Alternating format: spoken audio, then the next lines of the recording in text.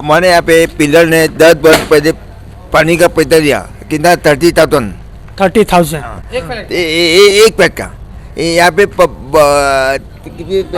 बावन पैक का 30 अभी तक पानी आए नहीं और पैसे का कौन देंगे हमें।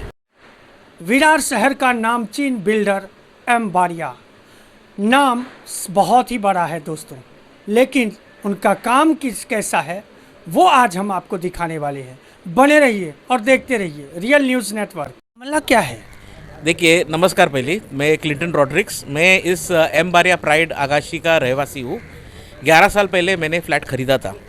फ़्लैट ख़रीदने के टाइम पे जो हमने विरार में काफ़ी ढूंढा, मैं बॉम्बे से आया तो विरार में हम लोग ने काफ़ी ढूंढा। ग्लोबल सिटी में भी ऑप्शंस था और सस्ते ऑप्शंस था, लेकिन बारिया का हम लोग ने नाम सुना था कि बिल्डर टाइम पे देता है। नामचीन बिल्डर है वैसे विरार का। तो हमने नाम सुना था कि लोग कहते थे बॉम्बे का रहेजा यानी विरार का बारिया। तर हमने वो हिसाब से हमने कहा कि चलो भाई एम बारिया प्राइड में ले लेते हैं।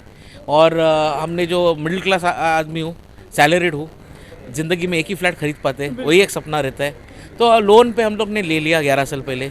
लेने का टाइम, जब लेने का वक्त था तो हमको जो ब्रोशर दिया गया कि लैंडस्केप गार्डन होगा, बच्चे लोग को खेलने की जगह होगी और पार्किंग है, ये है जो स्टैंडर्ड्स आता है ना, जैसे कि मॉल बनाए आगे, तो ये सब यानी बिल्डिंग का पूरा आजू बाजू में जो कंपाउंड है उसमें जगह है काफ़ी, यानी बच्चे लोग साइकिलिंग। लीगल बिल्डिंग की जितनी सारी फैसिलिटीज होती है वो सब दिखाया गया आप लोगों को। प्रॉमिस किया था।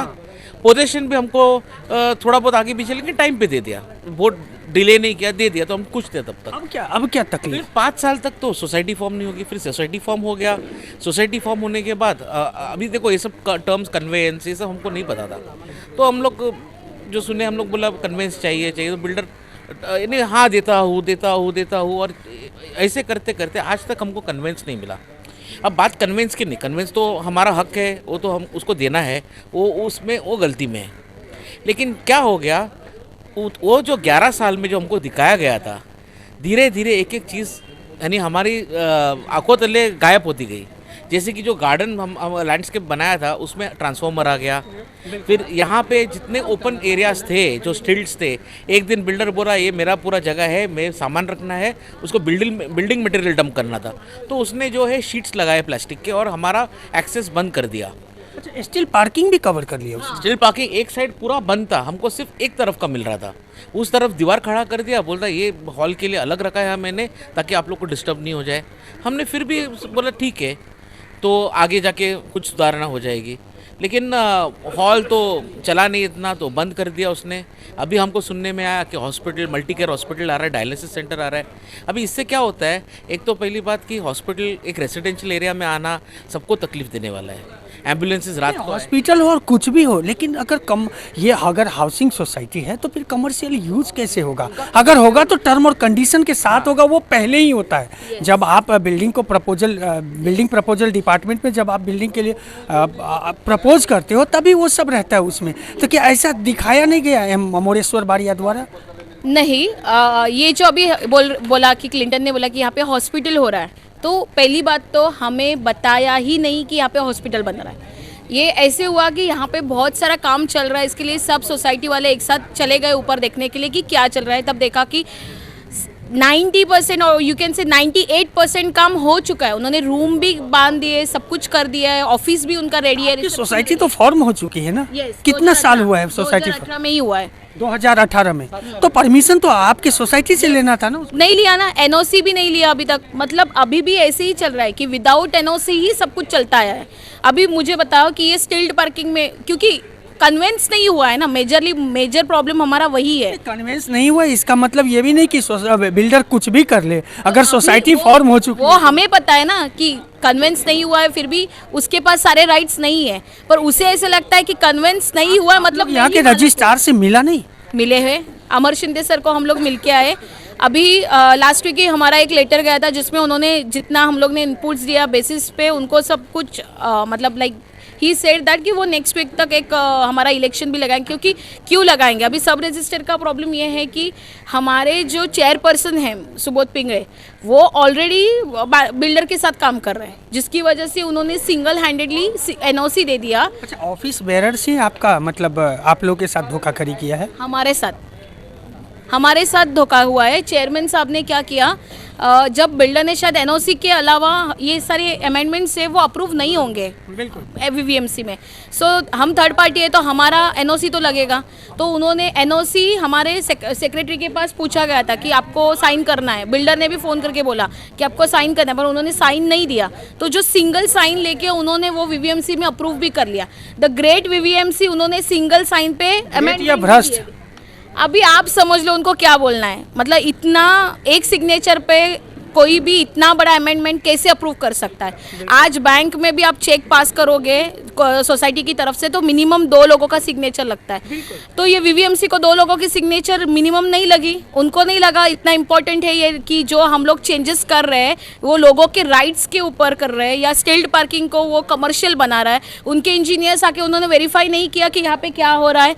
तो ये जो चीज़ वीवीएमसी ने भी किया है, हमारा है ना क्वेश्चन, वी आर आस्किंग आयुक्त, अतिरिक्त आयुक्त तो सबको पूछ रहे हैं कि ये ऐसे अप्रूवल्स कैसे होते हैं। मतलब ये होने के लिए भी आपने कुछ तो किसी ने किसी को कुछ तो दिया होगा, तभी ये सब कुछ हो रहा है अभी। तो ये सब हम लोग को फंसाया ही है अभी तक, और हम लोग फंसते गए। अभी हम लोग सब यूनिटी में आए हैं, इसके लिए हम लोग इतना फाइट करें, पर हम लोग वही अपेक्षा रखते हैं कि जितने हमें रिपोर्टर्स हेल्प कर रहे हैं, जैसे हमें बीजेपी के भूपेश दादा एंड स्नेहा ही हेल्प कर रहे हैं, तो इसकी वजह से हम लोग थोड़ा हमें एक मार्गदर्शन मिला कि हमें कौन से एंड या दीपक कानूनी प्रक्रिया जो लीगल वे है उससे आपको गुजर रहे। सेक्रेटरी साहब कौन है? ये। आप कैसे है ये, आपने सिग्नेचर नहीं किया और चेयरमैन की एक सिग्नेचर पे अथॉरिटी अप्रूव करके दे देती है? वो एक्चुअली मेरे पास आया था पहले सिग्नेचर के लिए, तो मैंने किया नहीं, मेरे पास ही आया था, तो मैं बोला सिग्नेचर नहीं करूँगा। नहीं अपने पास एग्रीमेंट है नहीं कुछ है, तो मैं सिग्नेचर क्यों करूँ, एनओसी क्यों दूँ? नहीं बोलते कर डाल, कुछ नहीं होने वाला, तो मैंने नहीं किया। तो उसके बाद उसने खुद ने सिग्नेचर किया, वो भी हम लोगों को अभी मालूम पड़ा, उस टाइम किसको मालूम नहीं था।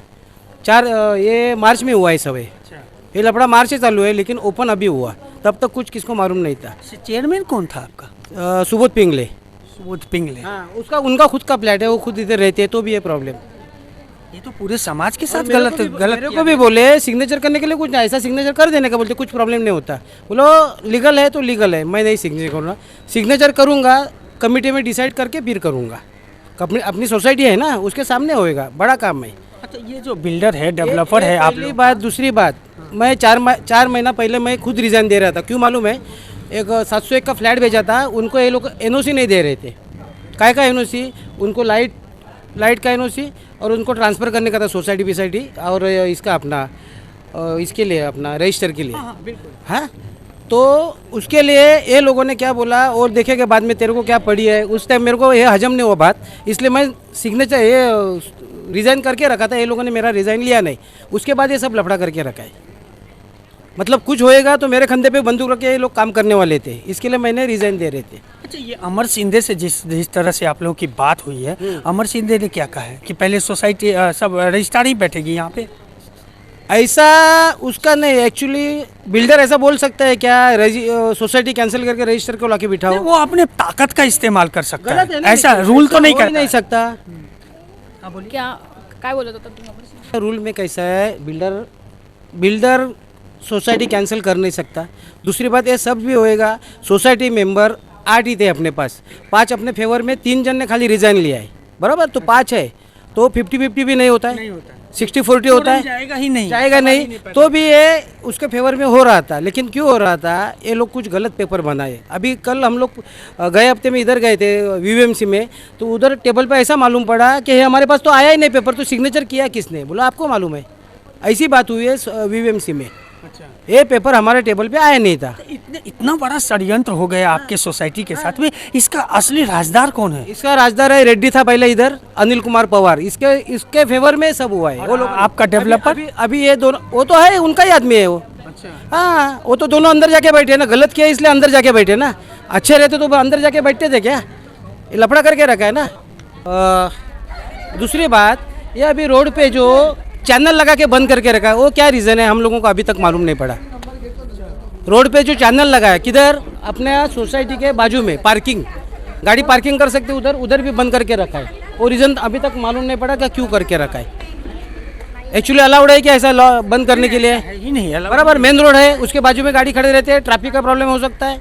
अभी अपने सोसाइटी में जो आएगा गाड़ी किधर खड़ा करेंगे? ओपन था इधर कर रहे थे, सामने वाले सोसाइटी वाले चिल्ला रहे तुम लोगों का गाड़ी हमारे इधर खड़ा रहता है, उनको कौन फेस करेगा? फिर ऐसा भी इधर प्रॉब्लम हो रहा है अभी। नाम बड़े और दर्शन छोटे, आज ये सत्यता प्रतीक हो रहा है, क्योंकि रजिस्ट्रार जो महाराष्ट्र शासन के अंतर्गत आता है उनको भी बरगलाने का काम, यहाँ के बिल्डिंग के रहवासियों को आरजी गार्डन खा जाने का, स्टेल्थ पार्किंग खा जाने का, उनको उनका हक भी नहीं लेने देने का।